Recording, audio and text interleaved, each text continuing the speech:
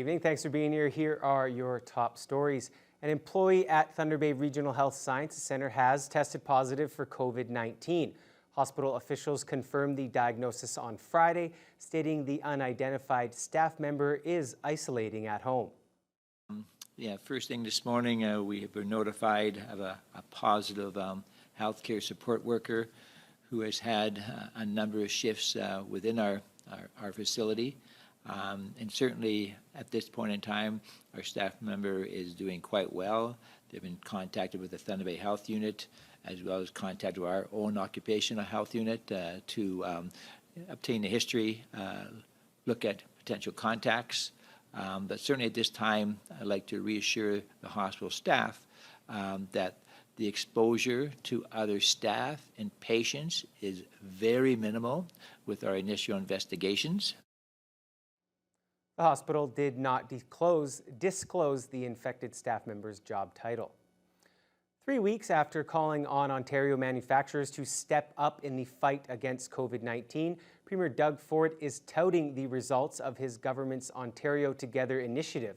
The government launched an online portal on March 21st, asking companies to submit plans to make critical tools and supplies. To date, Ontario Together has provided 7,500 leads on emergency supplies, leading to $90 million in purchases of critical medical equipment and supplies. Supplies that will be sent straight to the front lines. That's 5.1 million surgical gloves, 20 million surgical masks, and 250,000 face shields. We purchased 50,000 units of hand sanitizer for our police officers at a time when this equipment is in short supply all around the world. We can't count on other countries, but we can count on each other. Military reservists from across northwestern Ontario are ready and willing to respond in the event that a COVID-19 emergency breaks out in the region. Upwards of 65 Naval and Army reservists, such as those seen training here in 2017, have been activated to form Task Force Lakehead under the leadership of Lieutenant Commander Nathaniel Molson of the HMCS Griffin. Should the province request help in this region, the task force will be deployed by the federal government to offer whatever services are deemed necessary. About 25 of the activated reservists are from the Lake Superior Scottish Regiment. Lieutenant Colonel David Ratz commands the LSSR. He says his people are ready and waiting to help out whenever necessary. They're self-isolating, social distancing or physical distancing, hand washing, staying at home and not leaving except for essential things. The idea is that they're going to be available when called upon for a request for assistance in the region. Ratt says he doesn't know if there are plans to send the military to Northern First Nations, but believes it's a possibility. Edmonton was the first reserve to confirm a case of COVID-19, and Chief Harvey Yesno has publicly called for a military hospital to be set up in the community. Northern communities is one of the focuses for the military. So depending upon how the various leaders decide on this could determine what happens next with that. It's been 4 weeks since the province declared a state of emergency due to COVID-19. Since then, many businesses have been deemed essential or non-essential. The pandemic has also seen traffic volumes decrease, not just in cities and towns, but on area highways as well. That decrease is also causing some essential businesses in the region to either shut down or limit operations. In Terrace Bay, Drifters Restaurant and the Esso Gas Bar will be closed, but motel operations will remain for previously booked contractors. It's a similar situation in Nipigon with closed signs on businesses that are just getting ready for the summer tourism season. Mayor Richard Harvey says business for the next little while is going to be tough. This is hurting, especially a lot of the smaller businesses, and there are businesses that have had to close down temporarily.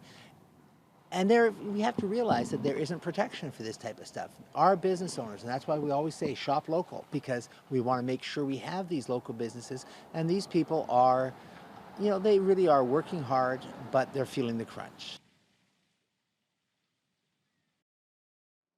During this trying time of the COVID-19 pandemic, municipal leaders across the Northwest are reaching out to residents, not only in their towns, but in all communities. In this installment of Mayor's Messages, we hear from 3 more leaders from around the region. Hi, I'm Dave Hamilton, the Mayor of the Township of Schreiber.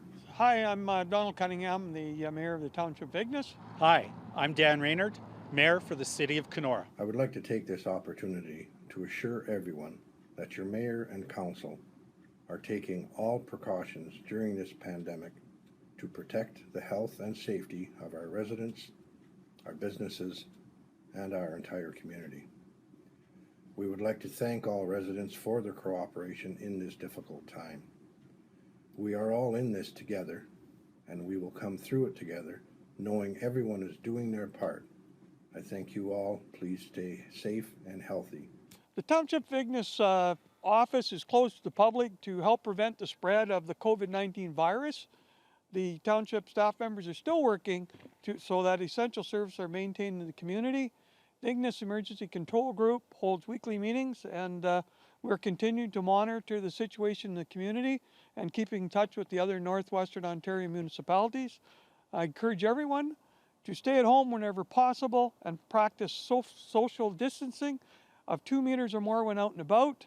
It is extremely important for people to realize that COVID-19 is a serious matter, and by working collectively and exercising the safety precautions, we can pull through this crisis. I'd like to first of all thank all the residents of not only the City of Kenora, but of our surrounding communities.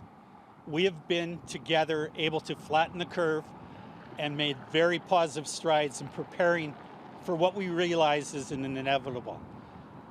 People in the community have taken to social distancing, to be respectful of each other's space, to support each other.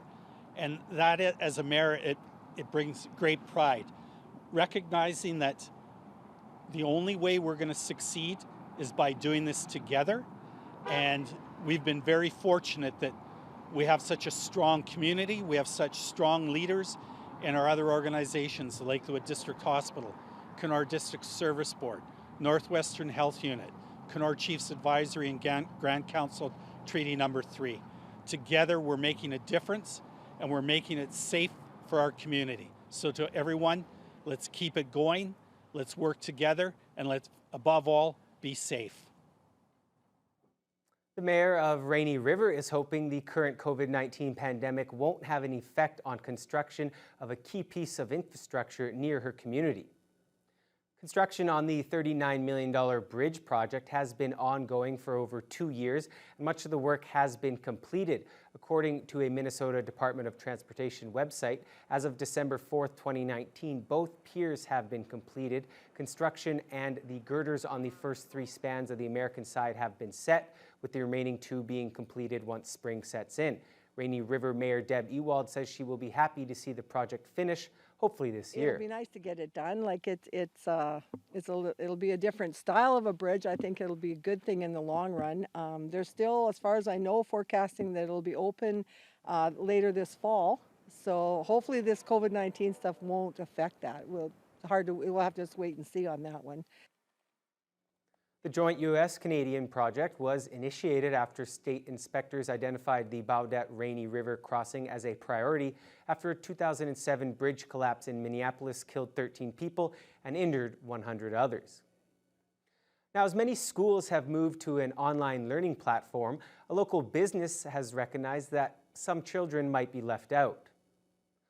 Teleco's Computers for Kids initiative is trying to change that by encouraging local businesses to donate used laptops and computers for kids in the community.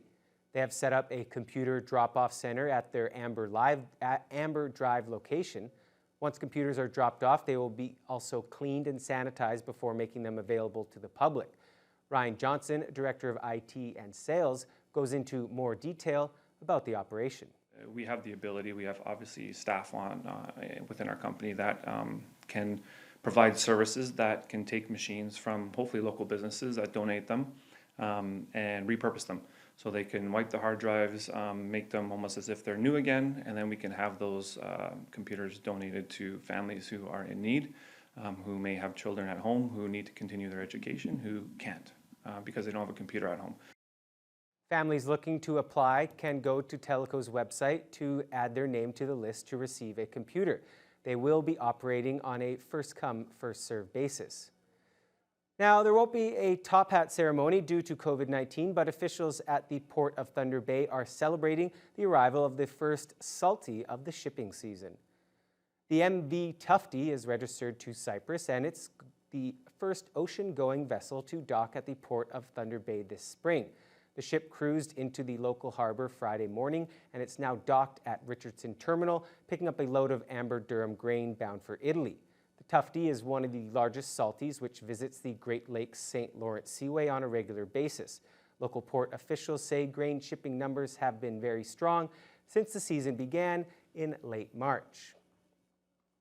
Now we're joined here by Mike, I Love Sports Mohorovich, but that love of sports, it's tough right now. It's tough. Very tough, very tough. And we all know sports are at a standstill right now, and this marks 1 month since all of that happened. We'll have more on that after the break.